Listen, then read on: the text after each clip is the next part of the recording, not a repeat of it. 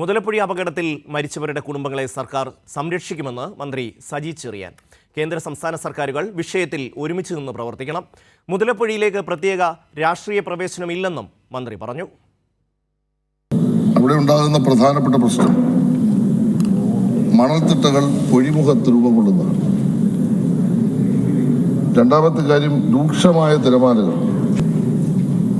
അവരെ ഗവൺമെന്റ് സംരക്ഷിക്കാനുള്ള എല്ലാ നടപടികളും സ്വീകരിക്കുന്നുണ്ട്. എങ്കിലും അടിക്കടി ഉണ്ടാകുന്ന മരണങ്ങൾ നമ്മളെ വല്ലാതെ പ്രയാസപ്പെടുത്തുന്നു, അസ്വസ്ഥരാക്കുന്നു.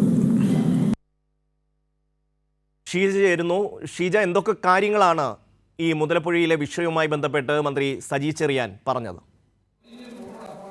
ഷമി, ഏതായാലും ഈ മുതലപ്പുഴ വിഷയത്തിൽ സർക്കാരിന്റെ അശാസ്ത്രീയ നിർമ്മാണ പ്രവർത്തികൾ കാരണം അവിടെ മരണങ്ങൾ ആവർത്തിക്കുന്നു എന്നാരോപിച്ചുകൊണ്ടാണ് പ്രതിപക്ഷം സഭ നിർത്തിവെക്കണം എന്നുള്ള ഉപക്ഷേപത്തിന് നോട്ടീസ് നൽകിയിട്ടുണ്ടായിരുന്നത്. ഇതിനുള്ള മറുപടിയിലാണ് മന്ത്രി സജി ചെറിയാൻ കാര്യങ്ങൾ വിശദീകരിച്ചത്. ഇതിൽ സർക്കാരിന് സാധ്യമായ എല്ലാ പ്രവർത്തികളും മുതലപ്പുഴയിലെ അപകടങ്ങൾ കുറയ്ക്കുന്നതുമായി ബന്ധപ്പെട്ട് സർക്കാർ സ്വീകരിച്ചിട്ടുണ്ട്.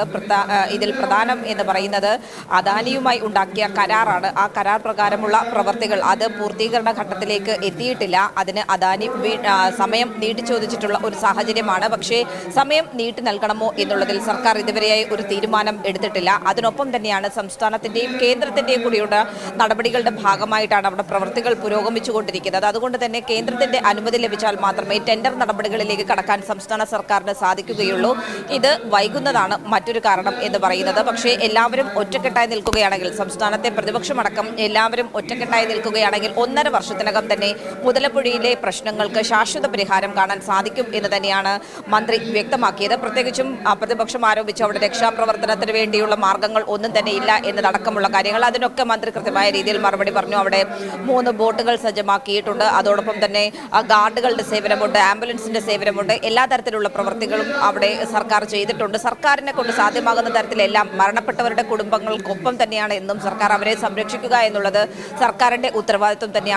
അത്തരത്തിലുള്ള നടപടികൾ സർക്കാർ ഒരു ഭാഗത്ത് സ്വീകരിച്ച് മുന്നോട്ട് പോകുന്നുണ്ട്. അതിനൊപ്പം തന്നെയാണ് അപകടങ്ങൾ കുറയ്ക്കുന്നതുമായി ബന്ധപ്പെട്ടുള്ള തുടർ നടപടികൾ, അതും സർക്കാർ ഓരോ ഘട്ടത്തിലായി ഡ്രഡ്ജിംഗ് അടക്കമുള്ള കാര്യങ്ങളിലൂടെ നടപ്പാക്കി വരുന്നത്. ഏതായാലും ഇതിന്റെ പൂർണ്ണ പ്രവൃത്തിയിലേക്ക് എത്തണമെങ്കിൽ കേന്ദ്രത്തിന്റെ കൂടി അടിയന്തര സഹായം ഉണ്ടായേ മതിയാകൂ എന്നുള്ള കാര്യം തന്നെയാണ് മന്ത്രി സജി ചെറിയാൻ വ്യക്തമാക്കിയത്. ഏതായാലും സർക്കാർ കാണിക്കുന്നത് കടുത്ത അനാസ്ഥയാണ് എന്നുള്ളതായിരുന്നു പ്രതിപക്ഷത്തിൽ നിന്നും ആരോപിച്ചിട്ടുണ്ടായിരുന്നത്. പക്ഷേ മന്ത്രിയുടെ മറുപടിയുടെ അടിസ്ഥാനത്തിൽ പ്രതിപക്ഷത്തിന്റെ സഭ നിർത്തിവെക്കണം എന്നുള്ള ഉപക്ഷേപത്തിലുള്ള അനുമതി അത് റദ്ദാക്കുകയായിരുന്നു. അനുമതി റദ്ദാക്കിയ പശ്ചാത്തലത്തിൽ പ്രതിപക്ഷം സഭയിൽ നിന്നും ഇറങ്ങിപ്പോയി.